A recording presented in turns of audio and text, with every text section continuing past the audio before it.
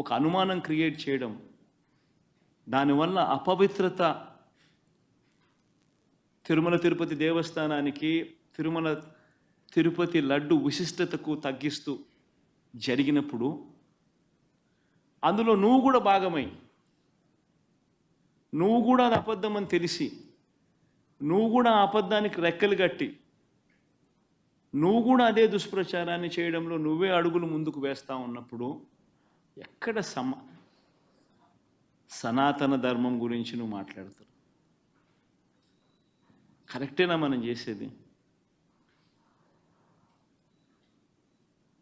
ఏదైనా కానీ తప్పు చేసినప్పుడు ఆ తప్పును మనం ఎత్తి చూపలేకపోతే, ఆ తప్పును గుడ్డిగా సమర్థించడం మొదలుపెడితే, అందులో దేవుని విషయంలో సనాతన ధర్మం అని చెప్పి మనం చెప్పుకోవడం ఎంత మటుకుదా?